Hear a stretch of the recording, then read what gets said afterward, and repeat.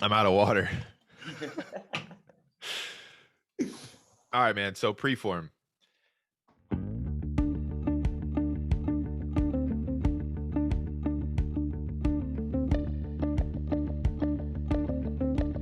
You are now entering preform. Prepare to perform. A podcast created to explore the inner workings of high-profile performers. Conversations reveal what separates them from the average human. Buckle up. The final guest of season 2 is Scott Garber.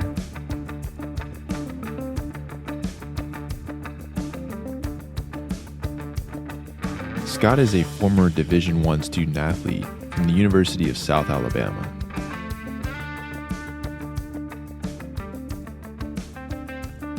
He has spent the last 6 years in the sports technology realm, overseeing business development at Chek.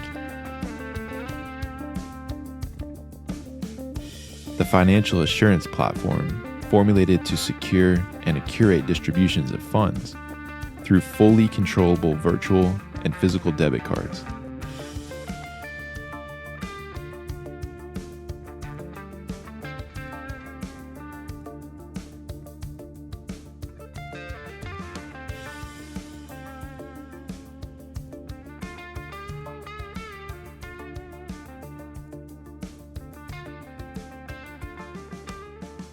In this episode, Scott reveals what separates him from the average human.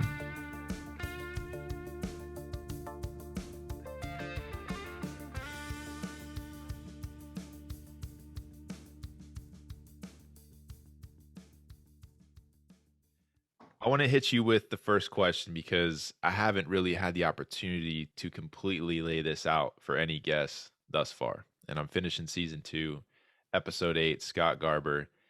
Preform, I'm going to read it so I don't miss it. Is, quote, a podcast created to explore the inner workings of high-profile performers. Conversations reveal what separates them from the average human. So I want to ask you, how do you prepare to perform? It's interesting. It's a great question, and I mean, I'm gonna go when we talk about performance. I think typically for it, I thought about this whole routine to get me in this optimal mindset to go do a specific task.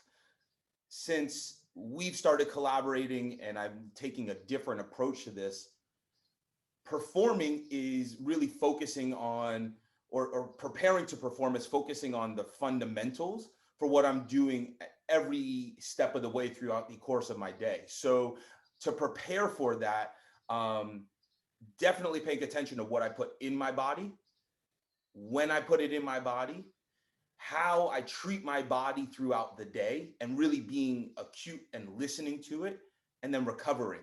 So I think those components of laying a solid foundation allow me to perform at any task, right? And I mean, I always thought about this because as a former Division I football player, you think about preparing for a football game or preparing for a practice. I never thought about preparing to go wash the dishes. I never Mm. thought about preparing to go and just go on a walk around the block. And so now I look at each little micro exercise as a chance to perform. And if I am faulty on my preparation of just me being a good prepared human, then I won't perform at the highest for each one of those little micro events. It's really interesting you bring in this idea of being an athlete and then being a human. And in these examples, washing the dishes, going for a walk, preparing to perform. As you know, I'm a firm believer in the importance of preparation. But what happens when you're on the road? You're not in your home studio right now, you're traveling, you took a flight yesterday. How do those types of disruptions change your performance and maybe even change your preparation because you're not in your ideal performance state? I mean, I think when you introduce outside components, you have to be able to rely on the foundation of your routine. So I think about this sort of building a house. If we want to build an addition on our house, that's going to introduce a bunch of new elements. But if we have a strong foundation, we know that we can build up. And that's sort of what I go back to. You can't replace the work and the reps that it takes to lay that foundation. So when I travel or when I take myself and put myself in a new element, I rely on sort of what I've trained myself to be able to go ahead and lay that foundation, regardless of where I'm at. And then it allows me to adjust to the environment that I'm in and be fully present in it. So I think there's a hybrid there of saying, preparation is key to this because it's a lifestyle.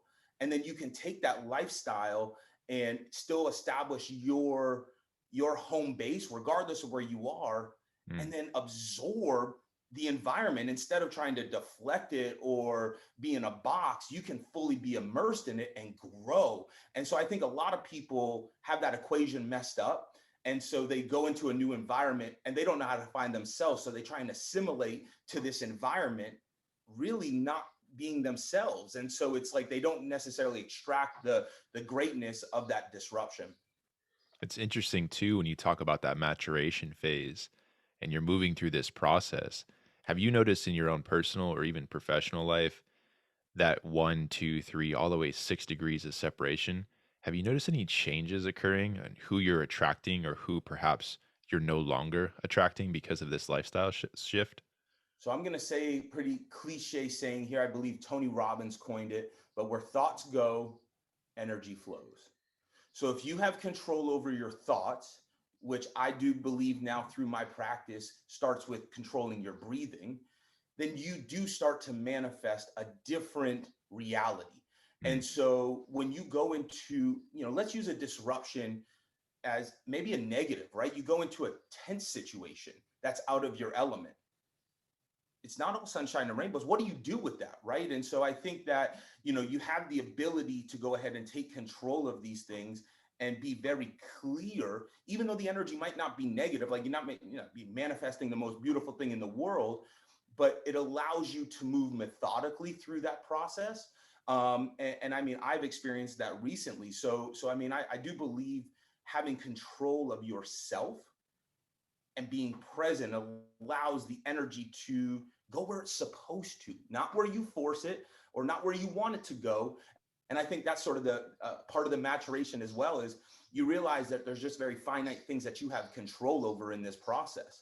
So mm. if you're controlling what you can control, then I think it makes it a lot easier to embrace what you don't have control over, because you have a process in which you go through the information and make decisions.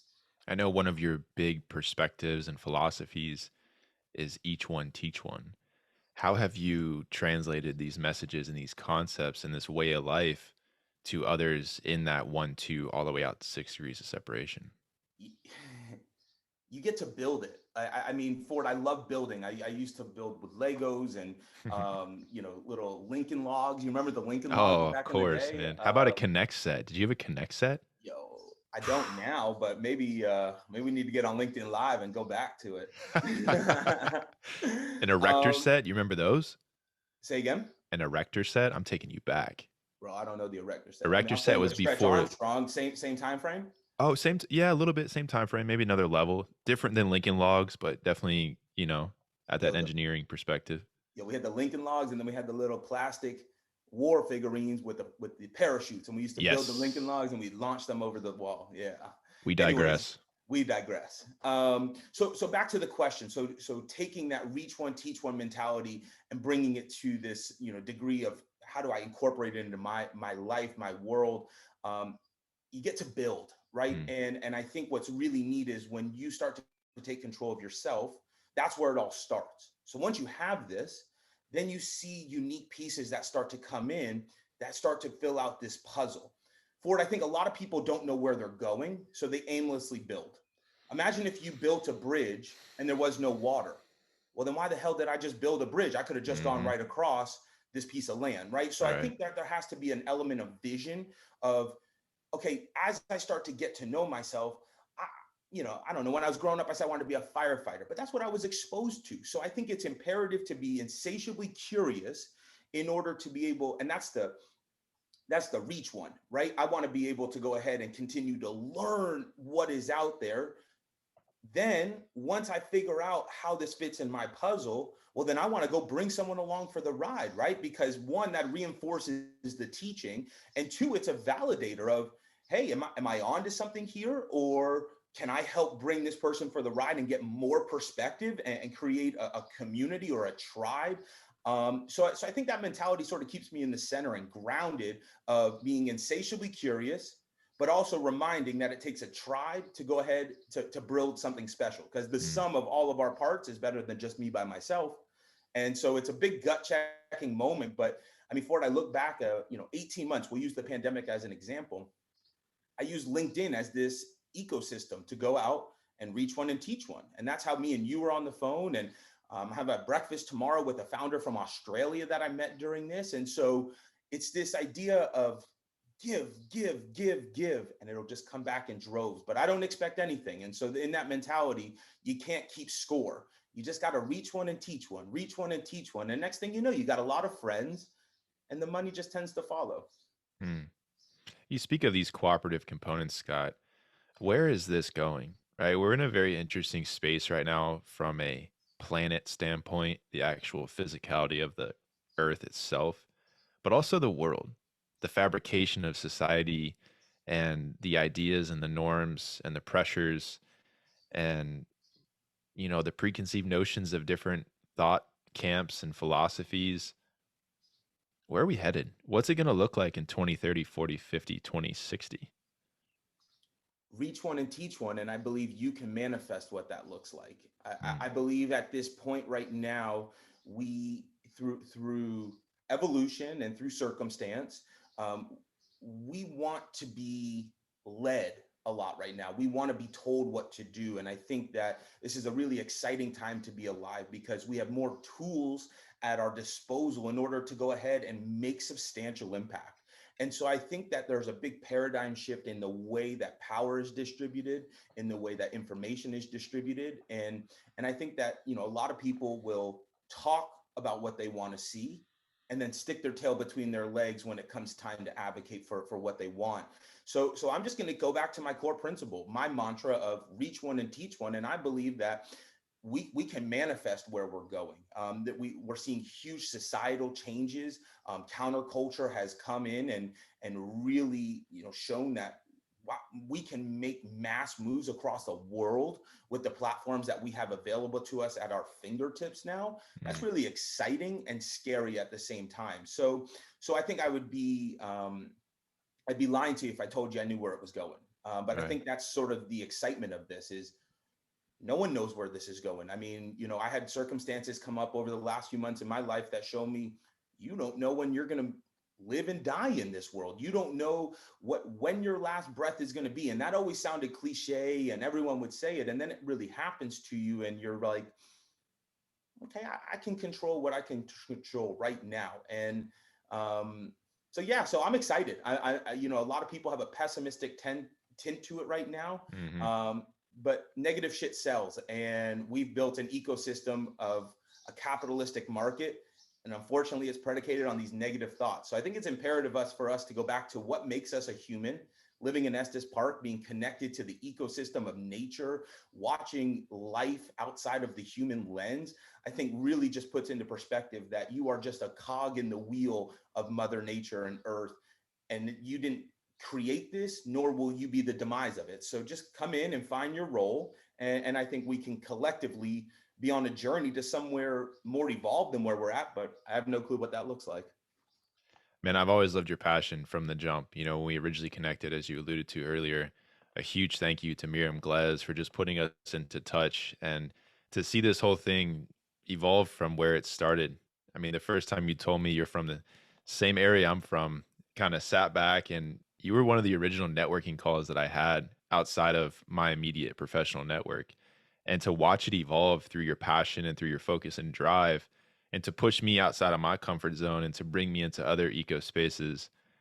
I mean, I can't thank you enough, man. And I think it's Mm. really cool to have you as the last guest on season 2 because this season was really manifested by some of the information you were sharing with me of getting out there in the eco space and meeting people you don't know and having the courage to feel uncomfortable And you may not know them other than a first name and a last name, but by the end of the conversation, you feel like you've known them for a lot longer than a 30 or 45-minute session. So that's just a quick So hold on. sidebar to say So thank you hold on on. that.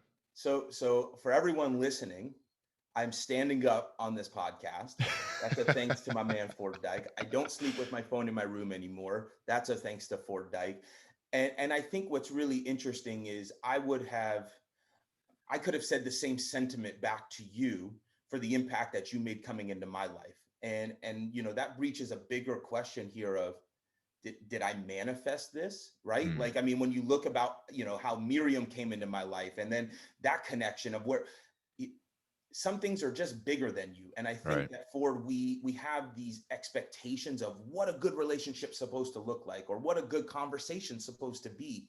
And I think when you learn, like I mentioned Kobe on our first interview, Yeah. but the journey is the destination.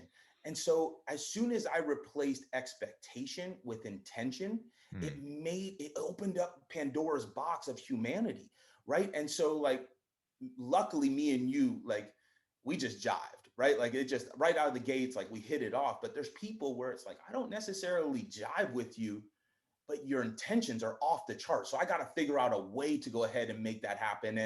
And so, I'll go down a weird rabbit hole, but dude, you return the same thing back to my life. And I think the things that you talk about make people uncomfortable. And mm, that's the through line that we have where we have a unique way to push people and humans out of their comfort zone, but it's all to make them better.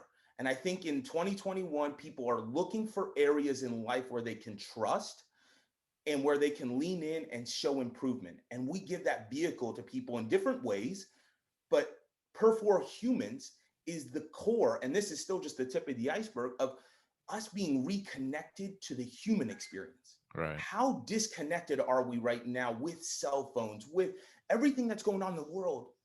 Ford, the best thing you ever taught me was, Scott, take control of your breath. If you can breathe and you can control your breath, you can do anything in the world. And when I get on networking calls, it's if you take one thing from me, go learn how to breathe because they Mm. won't teach you. But the moment you learn, it's your world. You can do whatever you want at that point. So, anyways, thank you back to yourself because it's the feeling is mutual on both sides. Scott, let me leave you with this. It's my last question, man. And I really think it sums up this entire season, our relationship. And as a disclaimer, so the listeners understand and my audience realizes this, we've never met in person. And we were able to create such an organic, such a fruitful, such a collaborative relationship. I really am forever grateful for that. And the question is, what other humans are out there that I haven't connected with, you haven't connected with, we haven't connected with yet? And because of that, what makes a human a human? What is your definition of a human? Wow, we have 7 minutes to unpack a question that I think about infinitely. I think humanity is a very interesting evolution in the species of life, in the iteration of life. And I think the cognitive ability that humans possess is what separates us. With that being said, I think that humans have this propensity to to push the envelope past complacency to a place that will either make us or break us. And I think we are flirting with evolutions in humanity that will put our species in jeopardy. It will put us in question. And so I would come back with the question is what is the goal of humanity? Not what is humanity, because I think we are just a phase of the cycle, but what are Hmm. we trying to do? And when I took a step back outside of the world that I was born into, I had this revelation that humans might be the cancer. Hmm. Humans to Earth are destructive and they reproduce and they don't give back. And so it took me some time to say, what is our role in this kingdom? And I think we're very destructive to it and very selfish. And so As we continue to evolve technology through artificial learning, through machine learning, and we see this intersect with the way that our planet is naturally changing and the gas that we've put on the fire through our plastic and emissions, I think there's a new realm of humanity on the horizon, and we're feeling this daily with this toggle between the physical world and the virtual world that we all plug into. And so I don't know what that time looks like. I do know that as a human, right now, I have the ability to put my fingerprint on what the future looks like by humanizing this technology and humanizing this experience to make sure that as far as we go down that road, we can still take the elements that I cherish as us as humans and make sure that they're still present and focused on and talked about, regardless of the vehicle or the vessel that we are putting forward and sort of living in. Scott, you did it in 6 minutes and 20 seconds. And it's interesting because no one knows where this is going. No. But to highlight what you mentioned at the outset, if you know thyself, if you take that time every single day to lean in and set those intentions and see where you are physically, those manifestations happen organically. And to become the observer is one of the most powerful things that we have the ability as a human with a frontal lobe to do. And yet so many of us have turned a blind eye to that. So I want to thank you for having that courage to lean in and to absorb and to become that observer of your own life, but also of where this experience could be going. I want to leave the listeners with this, Ford, if you don't mind. Don't let a life-changing traumatic event be the reason that you open your eyes. Be the reason that you come to reality that you don't have control. It's okay. And I want you to understand as a listener where you fit in this amazing kingdom of humanity and the animal kingdom. Because I believe, Ford, there's predators in the world and there's prey in the world.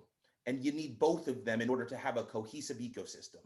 But not everyone can be the lion, and not everyone's going to be a pack of gazelles or a herd of gazelles. Figure out who you are and be the fucking best at who you are.